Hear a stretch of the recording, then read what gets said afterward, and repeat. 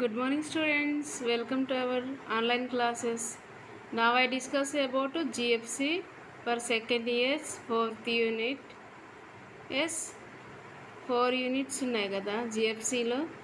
అసలు ఈ జిఎఫ్సి అనేది ఎందుకు వొకేషనల్ కోర్సులో ప్రవేశపెట్టారు? వొకేషనల్ కోర్సెస్లో అసలు ఏమేమి ఉన్నాయి?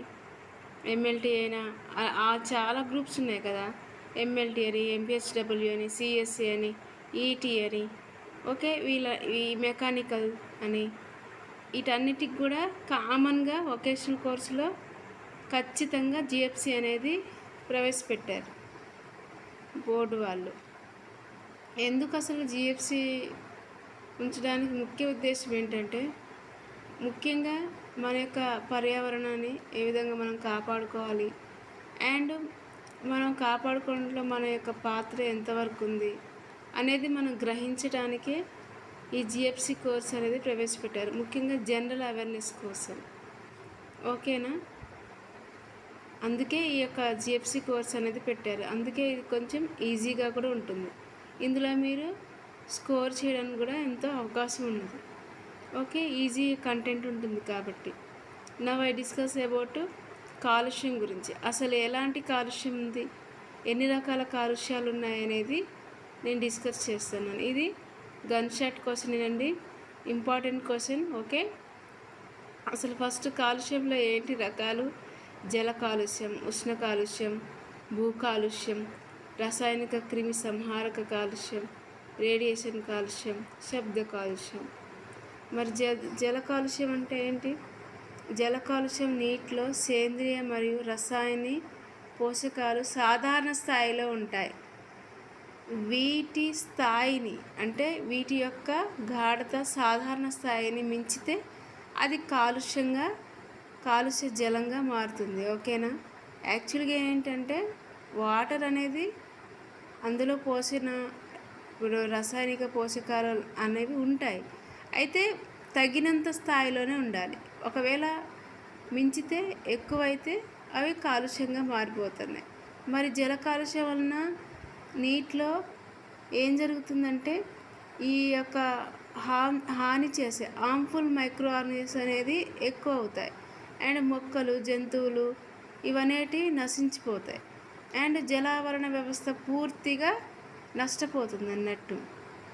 ఓకే, ఇది జల కాలుష్యం. మరి ఉష్ణ కాలుష్యం అంటే, ఉష్ణ కాలుష్యంను పరిశ్రమలు కలుగజేసే కాలుష్యంగా పేర్కొనవచ్చు. ఫర్ ఎగ్జాంపుల్ ఇండస్ట్రీస్ కానీ, గ్రానైట్స్ కానీ, ఎక్కువగా గ్యాసెస్ రిలీజ్ చేసే ఫ్యాక్టరీస్ కానీ, వీటి వలన ఎక్కువగా ఉష్ణ కాలుష్యం పెరిగిపోతుంది.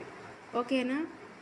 అండ్ ఇవేంటి ఉష్ణ కాలుష్యాన్ని పరిశ్రమలు కలుగజేసే కాలుష్యంగా పేర్కొనవచ్చు. పరిశ్రమలలో చల్లబడడానికి వాడిన నీరు ఉష్ణాన్ని గ్రహిస్తుంది. ఈ వేడి నీటిని పరిశ్రమలు, కాలువలు, నదులు అండ్ సముద్రాల్లోకి వదులుతాయి.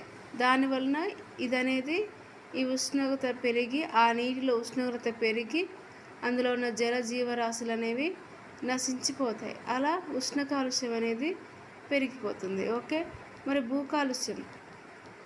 కాలుష్యం అంటే ఇప్పుడు పదునున్న భూమిలో ఎక్కువగా రసాయనికలు వాడడం వల్ల కూడా భూమి కాలుష్యమవుతుంది.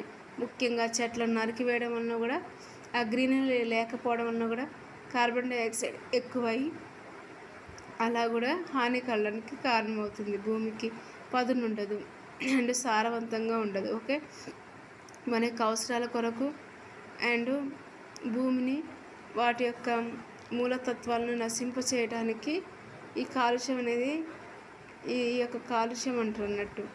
ఈ భూ కాలుష్యం వలన ముఖ్యంగా పంటల దిగుబడి అనేది తగ్గిపోతుంది. ఎందుకంటే సారవంతమైన నేలు మనకు కనబడవు కాబట్టి, పదును ఉండవు కాబట్టి, అండ్ ఈ కెమికల్స్ ఎక్కువ యూజ్ చేయడం వలన కూడా కాలుష్యం అనేది ఏర్పడుతుంది. మరి రసాయనిక క్రిమి సంహారక మందుల కాలుష్యం అంటే నథింగ్ బట్ కెమికల్స్ యూజ్ చేయడం వల్ల.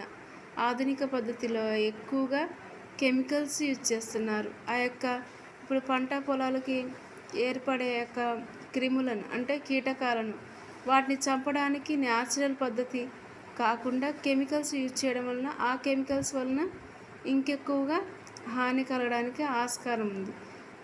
దాన్ని క్రిమిసంహార మందులు అంటారు. దీని ద్వారా మొక్కలు, నేల, నీరు కూడా కలుషితం అవుతాయి. ఓకేనా. మరి రేడియేషన్ కాలుష్యం అంటే మానవుల చర్యల వల్ల అయోనైజింగ్ లేదా నాన్ అయోనైజింగ్ రేడియేషన్ ఏర్పడుతుంది. సాధారణంగా అధిక మొత్తంలో రేడియేషన్ అన్నది అణు విస్ఫోటనాల వలన ఏర్పడుతుంది. తక్కువ మొత్తంలో రేడియేషన్ సెల్ ఫోన్లు మొదలైన ఎలక్ట్రానిక్ వస్తువుల వల్ల ఏర్పడుతుంది. ముఖ్యంగా ఈ సెల్ ఫోన్స్ వలన రేడియేషన్ అనేది ఎక్కువ అవుతుందండి. ఈ రేడియేషన్ అనేది మరి హార్ట్కి సంబంధించిన వ్యాధులు రావడానికి ఆస్కారం ఉంది. స్కిన్ డిసీజెస్, అంతేకాకుండా వంధత్వం అంటే పిల్లలు పుట్టకుండా ఉండడానికి కూడా ఆస్కారం ఉంటుంది ఈ రేడియేషన్ కాలుష్యం వలన. అండ్ శబ్ద కాలుష్యం. శబ్ద కాలుష్యం ముఖ్యంగా మానవులు చేసే పనుల వల్ల సృష్టించబడింది.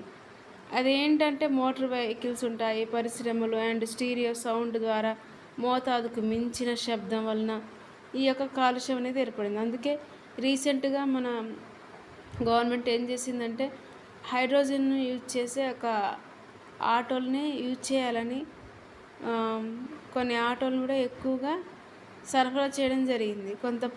కొంత మరి పొల్యూషన్ పోతుందని. ఓకే, అలాంటివి చేయడం వల్ల కూడా కొంత గ్రీన్ హౌస్ ఎఫెక్ట్ రాకుండా కాపాడవచ్చు. ఒకటి లేదా అంతకు మించి కాలుష్య కారకాలు భావి వాతావరణంలో చేరి మొక్కలను, జంతువులకు మరియు మానవులకు హాని కలిగించేది వాయు కాలుష్యం. ఓకే, ఇది మీకు అర్థమైంది అనుకుంటున్నానండి. ఇవి కాలుష్యం యొక్క రకాలు, కాలుష్యాల గురించి ఎక్స్ప్లెనేషన్. ఇది gun shot question, important question for exams. Okay.